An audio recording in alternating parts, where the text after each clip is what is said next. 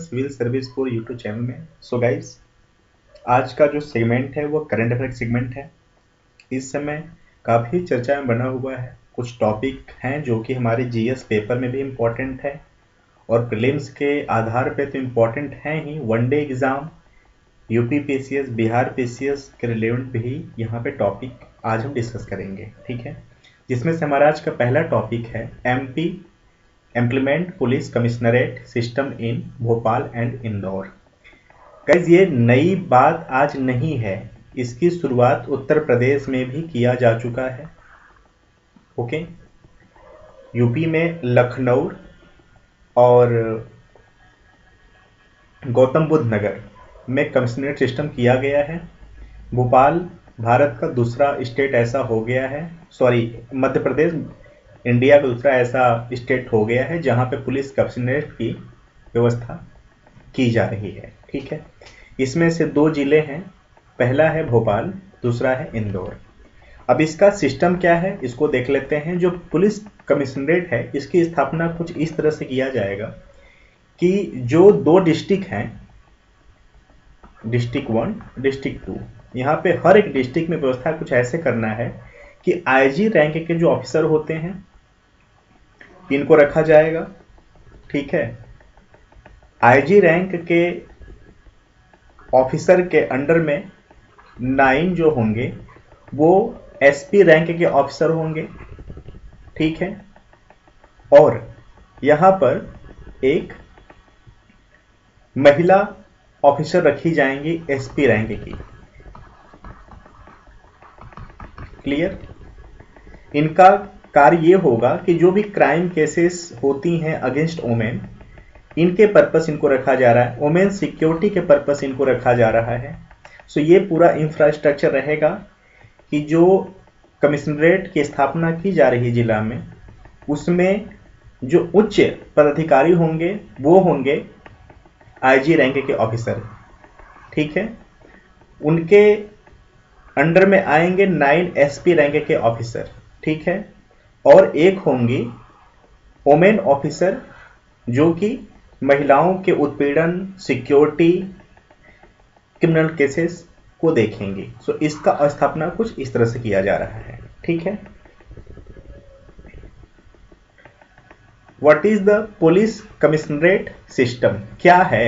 The police commissionerate system essentially divide a district in two part from policing part of views. Okay. Under this system, part of the city that form large urbanized settlement are made a geographical or where responsibilities of district superintendent of police get transferred to commissioner of police.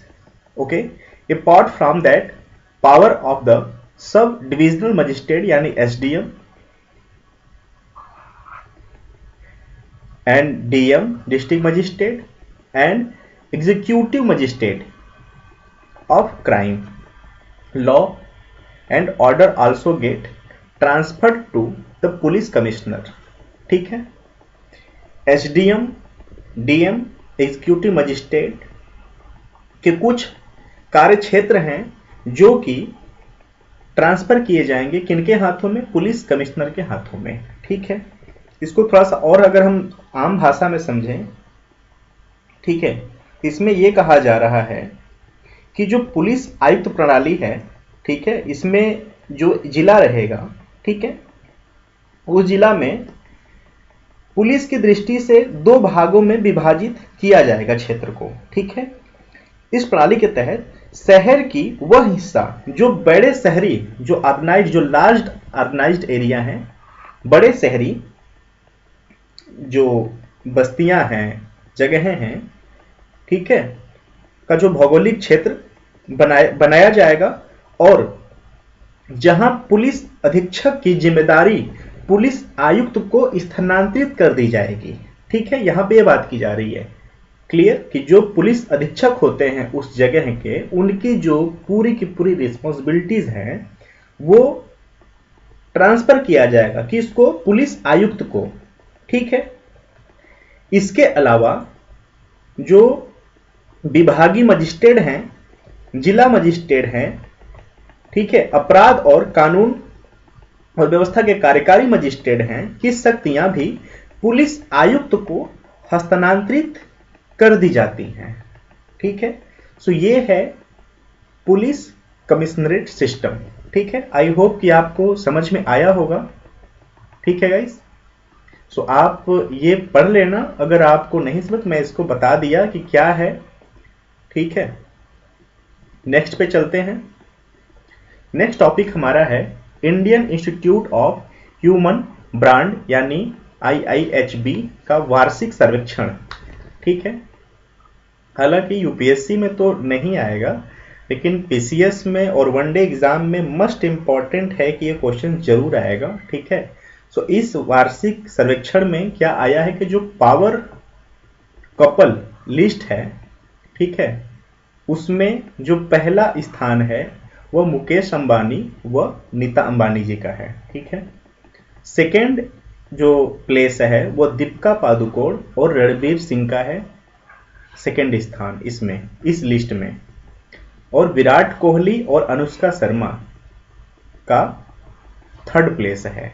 ठीक है, और जो उसमें कुछ औद्योगिक घराने हैं, औद्योगिक क्षेत्र के जो लोग हैं, उसमें से इंफोसिस के जो फाउंडर हैं नारायण मूर्ति और सुधा मूर्ति, इनका 10वां स्थान है। ठीक है, और आनंद महिंद्रा और अनुराधा महिंद्रा का 19वां स्थान है इसमें। सो इसमें बस इतना ही जान लेते हैं। ठीक है, कि Indian institute of human brand यानी IIHB का वार्षिक सर्वेक्षण जो हुआ है उसमें किनका स्थान कौन सा है। ठीक है, नेक्स्ट पे चलते हैं। ज्ञानपीठ पुरस्कार। ओके, तो ज्ञानपीठ जो पुरस्कार है ये 2021 में देने की घोषणा की गई है। जस्ट वेट, इंक चेंज कर लेते हैं। यस, ठीक है, सो कोरोना काल था हमारे पिछले साल में, और अभी भी हम कोरोना में ही चल रहे हैं। इसके पिछले साल भी कोरोना था, सो उस समय ज्ञानपीठ पुरस्कार की घोषणा नहीं की गई थी। आज थोड़ा सा माहौल नॉर्मल हुआ है, सो इसका जो 56वां और 57 नंबर की जो ज्ञानपीठ पुरस्कार घोषणा है वो क्रमशः किया गया है। यानी जो 56 है वो 2020 और जो 57 है वो 2021 के लिए 2021 में घोषणा किया गया है। असमिया कवि नीलमणि, ठीक है, असमिया कवि नीलमणि फुकान जूनियर, इनको 2020 के लिए 56वें ज्ञानपीठ पुरस्कार के लिए चुना गया है। और कोकड़ी उपन्यासकार दामोदर मौजो को 57 नंबर, यानी ज्ञानपीठ पुरस्कार 2021, जो 56 नंबर का ज्ञानपीठ 2020 और जो 57 नंबर का ज्ञानपीठ पुरस्कार ये 2021 के लिए चुना गया है। ठीक है, क्या है गाइस, थोड़ा सा ज्ञानपीठ पुरस्कार पर हम देख लेते हैं कि जो 1961 में स्थापित किया गया था, अंग्रेजी के अलावा अनुसूची 8 में उल्लिखित जितनी भी भारतीय भाषाएं हैं उस भाषा में लिखी गई उपन्यासकार या उस भाषा से संबंधित उपन्यासकार, रचनाकार, रचयिता को यह ज्ञानपीठ पुरस्कार दिया जाता है। ठीक है, क्लियर, यहां तक समझ में आया। ओके, और साहित्य के क्षेत्र में भारत का सबसे सर्वश्रेष्ठ उच्च श्रेणी का यह पुरस्कार माना जाता है। ओके, और अब थोड़ा सा देख लेते हैं कि ये जो नीलमणि फुकान, ओके, और जो दामोदर मौजो हैं, इनको किन क्षेत्रों के लिए, किन रचना के लिए दिया गया है। ठीक है,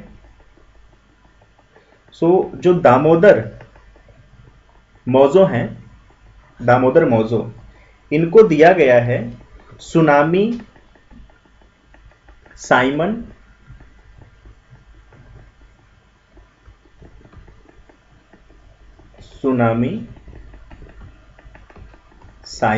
और कार्मेलिन के लिए।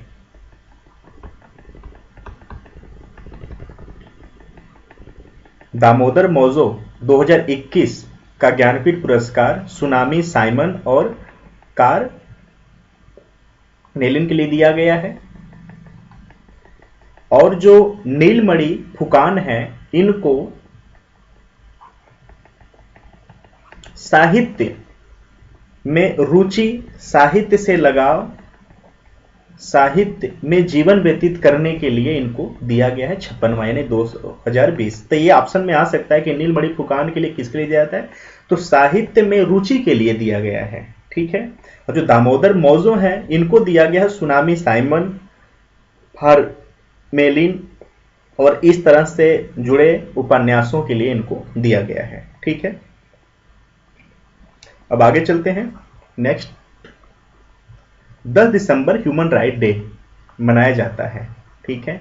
सो गाइज, ये डेट प्लीज आप इंपॉर्टेंट कर लेना, इसमें बहुत ज्यादा जानने को नहीं है, कुछ इंपॉर्टेंट मेंशन कर दिया है कि जो 10 दिसंबर है, 10 दिसंबर 1948 को मानवाधिकार पर सार्वभौमिक घोषणा को संयुक्त राष्ट्र महासभा ने स्वीकार किया था। आधिकारिक स्थापना 4 दिसंबर 1950 को किया गया है।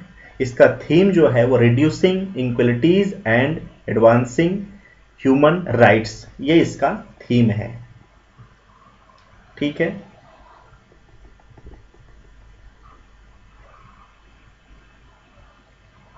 Reducing inequalities and advancing human rights theme है। भारत में इसका स्थापना 12 अक्टूबर 1993 में किया गया और इसके चेयरमैन भारत में हैं जस्टिस HL दत्तू, ओके, और महासचिव अंबुज शर्मा, महासचिव इसके अंबुज शर्मा जी हैं। ठीक है। और ये जो ह्यूमन राइट डे है, ठीक है, और भारत में जो ह्यूमन राइट की स्थापना की गई उसके अंतर्गत क्या कार्य किया जाता है, तो इसके अंतर्गत कार्य जो सरकार द्वारा किए गए मानवाधिकार का उल्लंघन होता है उसका पड़ताल करती है। ठीक है। और इसमें क्या होता है, उसका पड़ताल करती है सरकार द्वारा जो भी ह्यूमन राइट के संबंधित कार्य किए जाते हैं। ठीक है। मानवाधिकार संबंधित कानून कार्रवाई में हस्तक्षेप भी करती है। ठीक है, 2 हो गए। उसे पीड़ितों परिवारों को राहत प्रदान करने की अनुशंसा भी करती है, जिनके द्वारा पीड़ित किया गया होता है, सरकार हो, कोई संस्था हो, कोई कंपनीज हो। ठीक है। और समाज में विभिन्न वर्गों के मानवाधिकार शिक्षा का प्रसार करती है ये। ठीक है। सो इसके चेयरमैन को देख लिया, HL दत्तू हैं, महासचिव अंबुज शर्मा हैं। 12 अक्टूबर 1993 में भारत में इसका स्थापना हुआ था और यूनिवर्सल फॉर्म में 10 दिसंबर को ह्यूमन राइट्स डे मनाया जाता है। ठीक है। नेक्स्ट हमारा टॉपिक है केन बेतवा नदी जोड़ो परियोजना। ठीक है। केन बेतवा नदी जोड़ो परियोजना। ठीक है।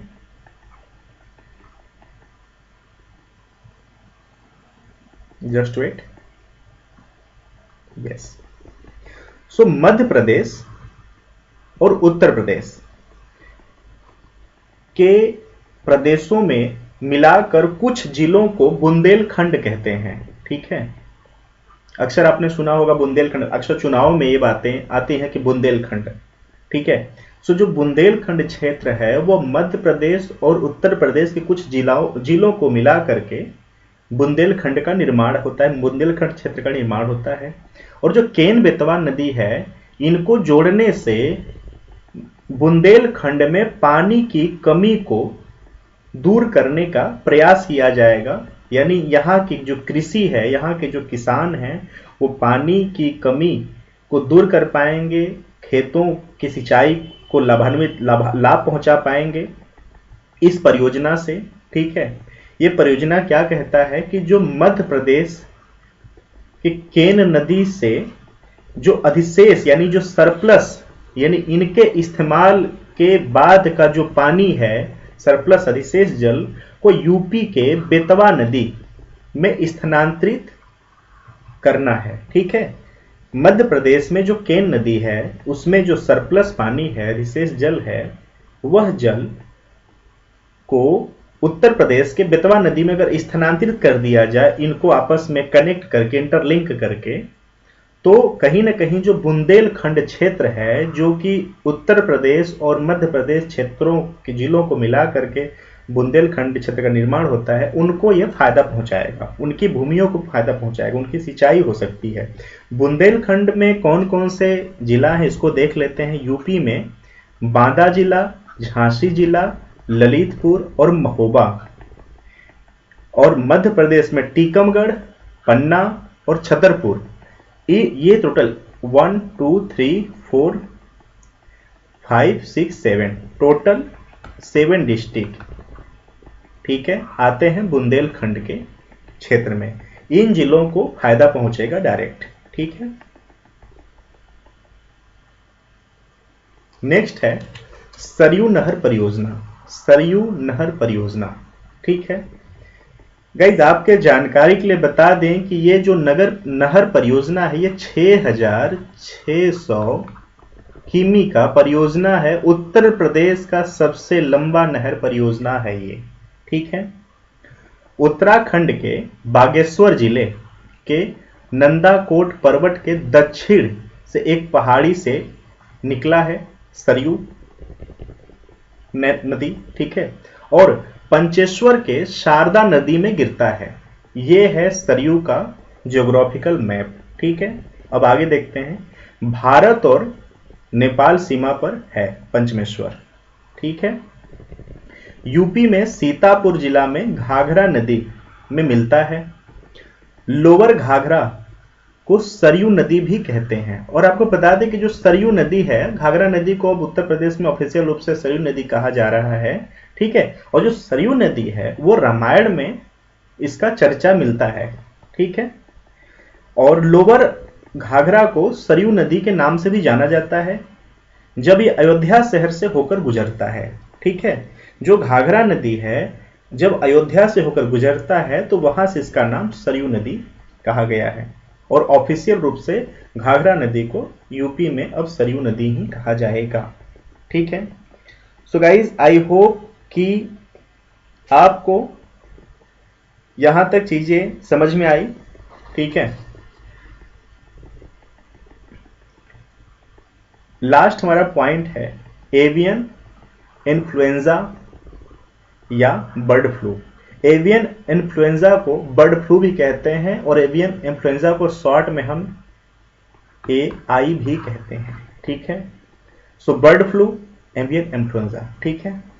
1997 में पहली बार मनुष्यों में यह पाया गया था और वह स्थान था हांगकांग, ठीक है, ठीक है। और H5N1 स्ट्रेन है, ये H5N1 स्ट्रेन है। Influenza A5, there are 9 known sub type of H5। कौन कौन? H5N1, H5N2, H5N3, H5N4, H5N5, H5N6, H5N7, H5N8, H5N9। और गाइज H5N8 जो है अभी तक ह्यूमन बॉडीज में नहीं पाया गया है, ह्यूमन इससे भी इन्फेक्टेड नहीं हुए हैं, ठीक है, ओके। इसके जो सब टाइप होते हैं, क्लियर, इसका जो सब टाइप होते हैं, हेमागुलेटिन को HA कहते हैं शॉर्ट में, और न्यूरामेडिड को NA कहते हैं, ठीक है। इस डज नॉट मचुलेट separate from person to person, क्लियर। ये ह्यूमन टू ह्यूमन ट्रांसफर नहीं होता उतना, और ये जहां तक फैलता कैसे है, जितने भी पोल्ट्री फार्म होते हैं वहां की हवाओं से, ठीक है, वहां के जो भी मड होते हैं, वहां पे जो भी व्यक्ति कार में होते हैं या वहां से जो आना जाना का होता है, उनसे संक्रमण इनका ज्यादातर होता है। ह्यूमन टू ह्यूमन इसका इन्फेक्शन नहीं होता है। और जो एवियन इन्फ्लुएंजा है ये एक वायरस है, ठीक है। तो ये भी एग्जाम में आ सकता है कि ये वायरस है या क्या है, तो ये एक वायरस है, ठीक है। इसका जो दवा है, हालांकि डॉक्टर के सलाह से ये दवा ली जाती है, एग्जाम में आ सकता है कि इसका दवा कौन सा है, इसलिए हम बता रहे हैं। और ये जो बर्ड फ्लू होता है इसका दवा डॉक्टर के सलाह से ही लिया जाता है जब ये साबित हो जाता है कि हाँ रियल में आपको बर्ड फ्लू ही हुआ है। ठीक है, तो ओसेल्टा मिवीर इसका मेडिसिन है।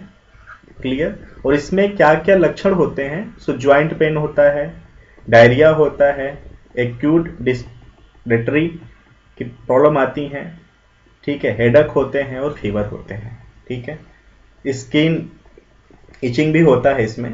क्लियर। सो ये हमारे सब टाइप हैं। और एवियन इन्फ्लुएंजा हमने देख लिया कि क्या होता है, इसको बर्ड फ्लू भी कहते हैं, एआई भी कहते हैं। पहली बार मनुष्यों में 1997 में ये पाया गया था, वो जगह था हांगकांग। और बॉडी ह्यूमन टू ह्यूमन इसमें नहीं ज़्यादातर होते हैं, और H5N1 इसका स्ट्रेन है। ठीक है। सो गाइज आई होप कि आपको वीडियो एग्जाम के रिलेवेंट लगा होगा। देखने के लिए धन्यवाद।